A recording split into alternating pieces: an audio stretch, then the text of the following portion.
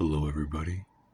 Welcome back to 24 Days of Tea from Adagio Tea's Advent Calendar, presented by me, Tosato. So, astute observers will notice I am behind. Life happens. It hits quick, but we're going to catch up. So, we've got 19 here, 20, and 21. Oh, 20 and 21. I already pre-opened 19 to get through this. This is probably going to be a much shorter video than my usual ones. Again, steep time will be used to chat, but I've been very exhausted as of late, so we're going to move this one over here because I did not prepare it for the camera. I merely prepared it for myself, which was a mistake. I apologize for the loud noises, everybody. Alrighty, so I did secretly spy and see what flavor we have, but it's alright. So today, we have a ginseng green. Ideally, this is just going to be a very simple green plus ginseng. You don't need to do much else for something like this. Green tea plus ginseng root plus natural flavor and some ginger. Yeah, ginger's alright. You know, I don't mind a little bit of ginger in my ginseng. Pretty solid, just some big green leaves. You smell a little bit of the ginger, definitely smell the ginseng, and you smell the green. Tastes like a smells like a bit of a leafy green. So, nice thing with green teas, perfect for my first video. Green teas are very short steeps, so perfect for the first one. Whoop. We're just bumping into everything.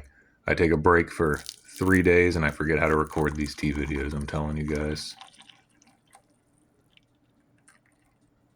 Beautiful swirl, beautiful movement. We don't want to overfill it. Alrighty. Put the lid on there. Move this over. And now we are all but ready for my first serving. So with green teas, you pretty much have two types. Three types, I would say.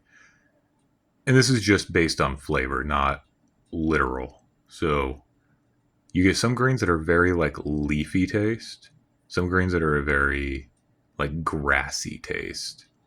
Those are like the two. The third I would say is like matcha, which kind of ends up like a very unique one. Shout out to matcha. You get a lot more, I don't know, like a really good matcha. You almost get like these like nutty notes to it. Very interesting. With all teas, where it's grown matters a lot. The root structure will kind of grow down and grab nutrients. So the little tea bushes, you're probably familiar with the big monoculture tea bushes. Those all kind of have a very similar, samey taste if they're grown in the right region. But these ancient tea trees and these wild tea trees will have totally different flavors, and they vary like season to season because they really sap a lot of nutrients from the soil with their like large complex root system, and it vastly changes the flavor of these teas. So it's like every year, you know, it could be like a 2022 ancient tea tree or like wild tea tree. Pu'er tea is going to taste very different than the year before or the year after, especially when it gets a chance to ferment. Now you can see the leaves have opened up. We've got large chunks. You can see a little bits of ginseng and ginger root there. Let's do that for a little visibility at the bottom. Again, it's chunks of leaves. I wouldn't expect it with sampler packs, of course, but Really, really high quality tea, they will try to retain as much of the leaf as possible in the shape. It'll kind of almost be like a rolled leaf looking thing. I think for day 25 when I'm doing my ranking, I I think I'm gonna crack open my pu'er tea cake. I've been kind of looking for an excuse and a reason to do it, and I think it's a perfect thing. It's like a celebration. Anyhow, we're about 3 minutes in. I don't like my green tea super strong, so this one should be good. Just like this.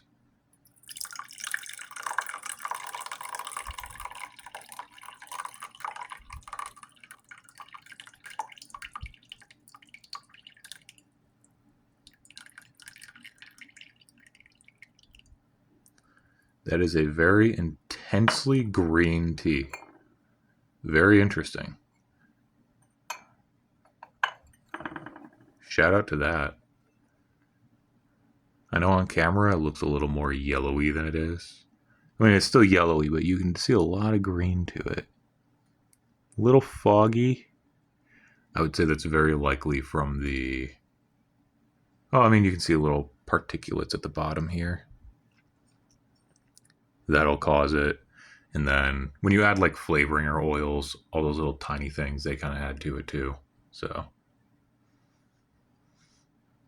smell wise, we have a nice strong. Nothing.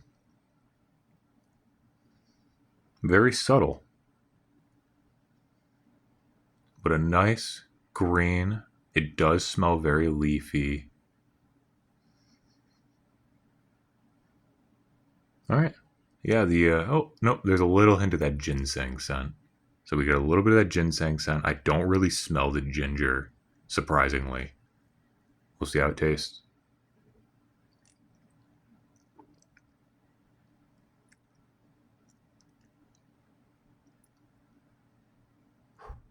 Despite the smell, the taste has a very strong, like almost grassy taste to it. It doesn't have that nice, like soft, leafy taste. Very much a punch in the mouth.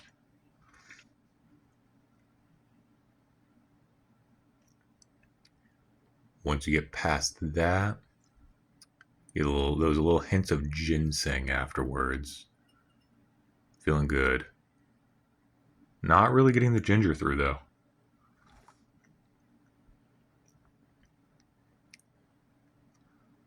Not bad. Not bad. Each subsequent sip is a little more ginseng flavor, like it's almost stacking up in the mouth. The punch of that, like grassy green, starts to fade away, and that really nice ginseng starts to cooperate.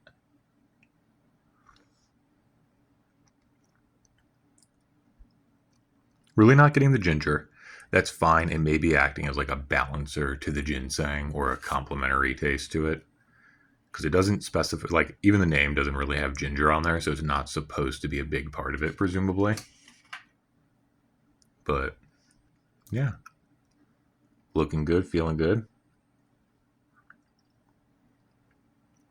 All in all, a nice tea.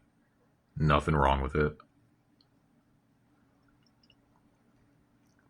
You would never be like disappointed if you're served this tea. If you're like, yeah, I want a green tea with a little something extra. Oh, how about ginseng? Yeah, sure. You have it, and you're like, yeah, you know what? This is good. Very solid, pretty middle of the road, but not bad. Yeah. All right. I'll finish off the last little bit here.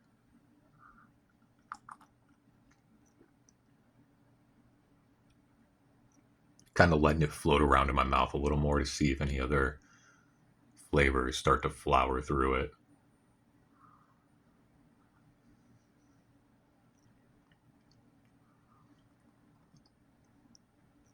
I wouldn't expect much else in a second steep of this, being that so much of that flavor is that like flavored powder and oils.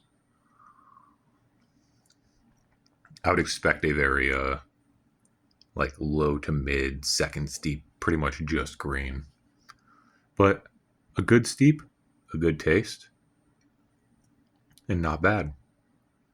I thank you all for watching and have a wonderful day.